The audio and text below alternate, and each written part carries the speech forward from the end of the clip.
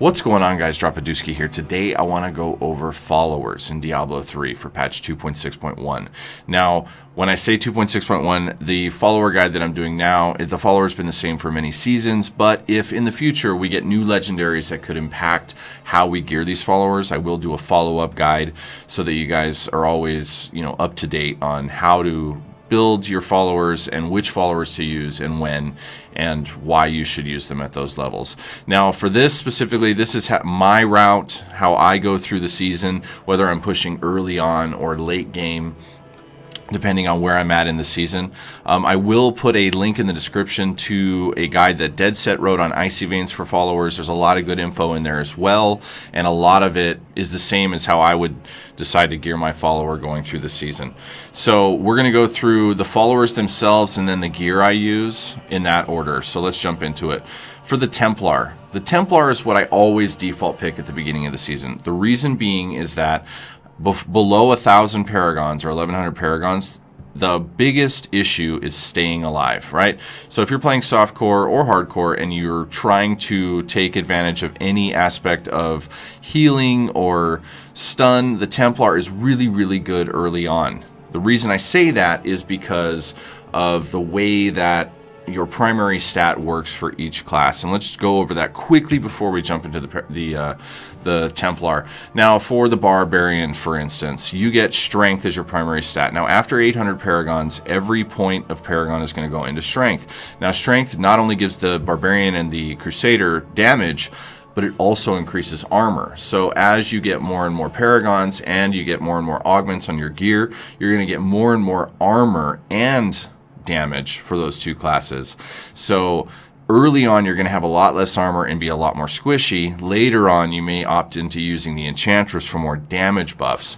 But early in this season, I always go Templar. And to touch on the others, Dexterity is also armor. So for Monk and DH, as you increase in power, you're gaining more armor. And for Witch Doctor, Wizard, and Necromancer, you're getting Intelligence, which increases your damage and also increases your resistances. So for the intelligence-based classes, you're going to have more resistance to affixes from elites, whereas with the dexterity and strength classes, you're going to have more damage reduction for auto attacks and physical damage in the Rift. So early on, I'll go Templar, and I go Templar because of the stuns and heals that it provides.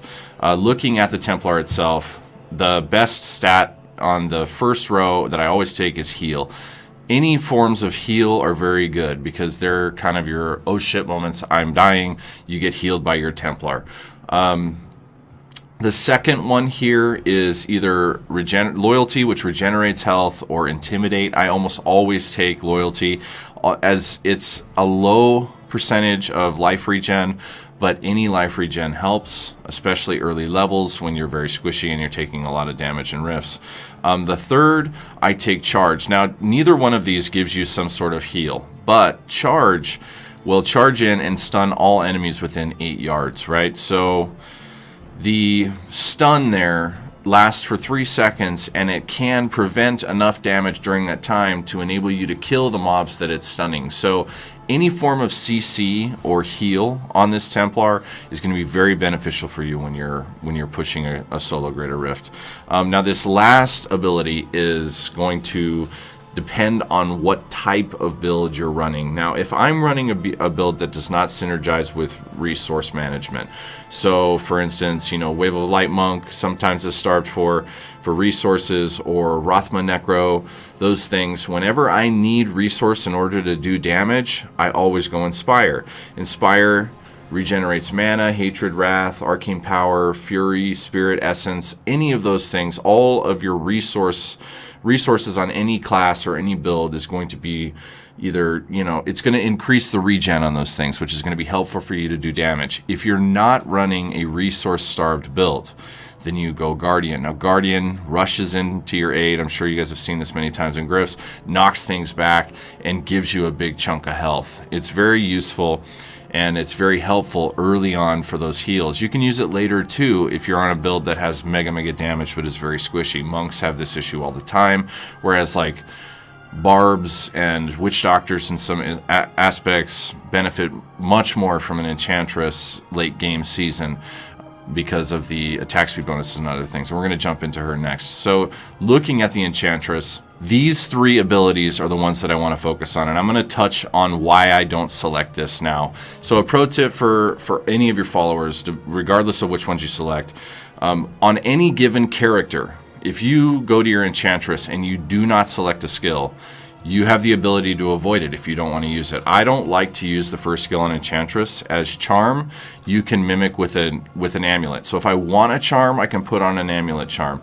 I don't also like Forceful Push because it knocks things away from me. So on a Witch Doctor, for instance, I have Pronado, right? So you're gathering density to then blow up that density. If all of a sudden her Forceful Push procs and blows things away, it makes for a clunky moment in the Greater Rift and could potentially cause a fail. So I don't like to select a skill on her first set. And if you don't select one, you can get away with not using it. But if you select one at any given point on a character, you can never deselect it. So be conscious of this when you're creating your Enchantress, because this is the only one where I don't take a skill. And if you opt to go the route of, hey, I don't want to use these, then just don't select it and you're good to go, and it's never going to be cast. So going into the level 20 skill, this is really good for damage reduction. Reducing damage from ranged attacks by 6%. Ranged attacks are one of the worst things in the game, as we all know. The Moon Clan, the spears, any of this stuff, any of the ranged damage, skeletal archers, very, very rough on almost every class. So anything that can reduce damage from that is really good. This is going to reduce the ranged attacks by 6%. Now, Enchantress, the other 2 abilities, I always take Enchantress to maximize damage output. So Erosion conjures a pool of energy that deals 330% weapon damage as arcane for 5 seconds. Affected enemies will also take 3% increased damage.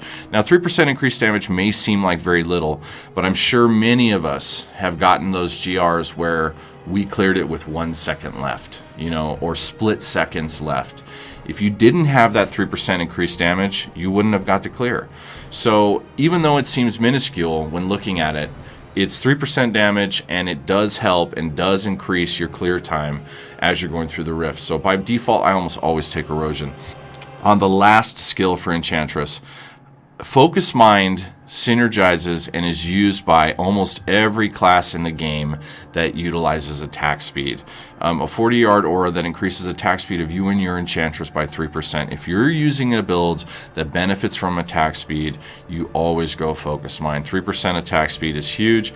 It helps a lot when you're running through the rifts, and it's very, very good for multiple builds out there, as a lot of them are based on attack speed. This mass control lob a bulb of magical energy that hexes enemies in the area into chickens. It's good for survivability. If you don't have attack speed but you want to run this for the erosion buff or the reduced damage, then I would take mass control, although I almost never take the Enchantress when I'm in that kind of spec. I'll normally go Templar if I'm looking for more survivability. So to speak of the gear, now I use the same gear on both because I think overall it's just the best benefit throughout the Greater Rift, and it's the way that the legendary affixes interact with each other. So there's basically 2 weapons that I'll use that I can alternate between, but it's almost always going to be Thunderfury that I use. Enjing Do, attacking enemies below up to 20% life freezes them for 3 seconds. The benefit of running Enjing Do is it does work on the Rift Guardian, and it will stun them when they get below 20%. But a lot of these builds have increased, like Barbarian has Ruthless, so when you get below 40%, they take way more damage. There's Frailty on Necromancers, so Enjing Do kind of loses or falls off its effectiveness a lot in more recent patches, so I don't use it very often.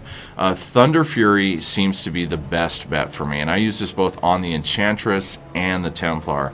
It's not really the damage output, it's each enemy hit has their attack speed and movement speed reduced by 30% for 3 seconds, jumps up to 5 targets. So this is going to chain CC, and it procs pretty regularly in the Grift. And this is lightning damage. So when you're running this and you don't have to run Unity, you always go Weird Ward. This lightning damage has a 35% chance to stun for 1.5 seconds. So the damage output from the Thunderfury, can then proc this. So you've got chain CC into CC. It's all about that CC and keeping things either slowed or their attack speeds debuffed or them stunned in place. So whenever I'm using a setup that does not require Unity, I use this ring and this sword. The other ring slot is pretty much non-negotiable. So if you have to run Unity, now Unity is when you equip this on yourself, one on your follower, and your follower has a cannot die token. That reduces damage taken by 50%. If you're going to run Unity, you ditch Word. You never ditch Oculus Ring. The reason you never ditch Oculus Ring is it's 85% increased damage while standing in the area. Whenever you're doing a solo push, if you want to get in better and improve your gameplay in solo pushing, practice standing in that Oculus Ring. Do not ignore the Oculus Ring. 85% damage increase is huge. I mean, it's too high to ignore whether you're in solos, 2-mans, 3-mans, 4-mans. Always utilize the Oculus Ring when you can get in there and not die.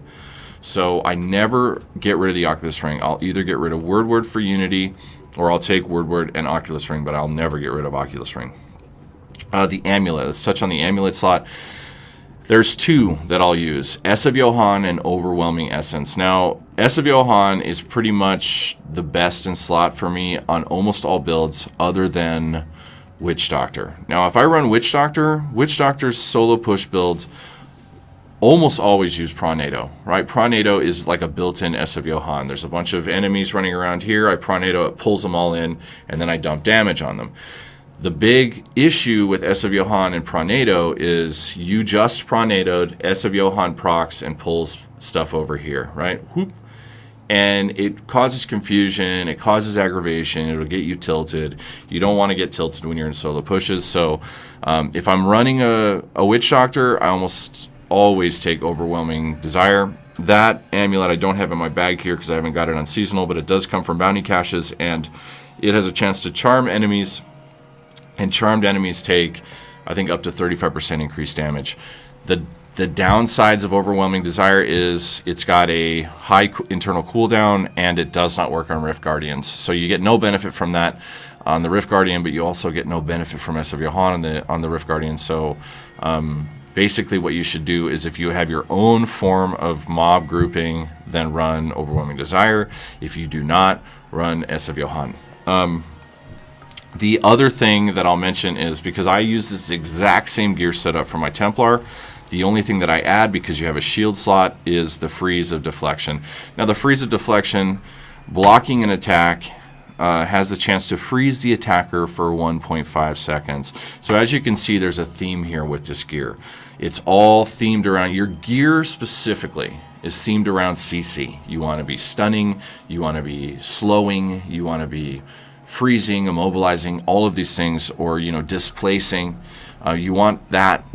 That's your follower's main goal. Your follower's main goal is to either heal or buff your damage and slow or stop the mobs around you from killing you. So these items are going to be your best bet for doing those things. There are a couple other items that are touched on the written guide that you can use, like the Sultan of Binding Sand for the Enchantress, and a couple of other things for the Scoundrel. Here's my little thing on the Scoundrel. It's terrible. I never use it. It's not useful in any scenario.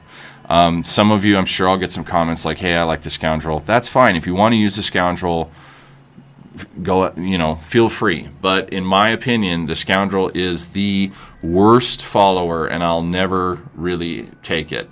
If you are interested in using the Scoundrel, there is a write-up in the guide, in the written guide I'll link below, that'll give you a bunch of information on it, but I don't have a lot personally, as I just don't like to use it. Quickly, I'll touch on the stats for the items.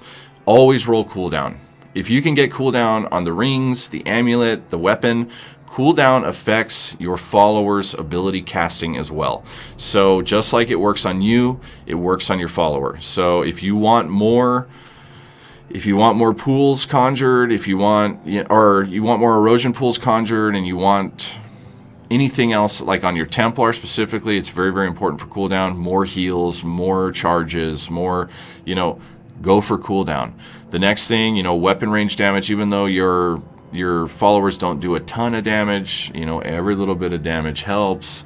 And then, you know, vitality and other sources of life is what I typically go on these things. I don't go for sockets. Another thing I'll touch on, there is confusion out there in this. Legendary gems do not work on your followers.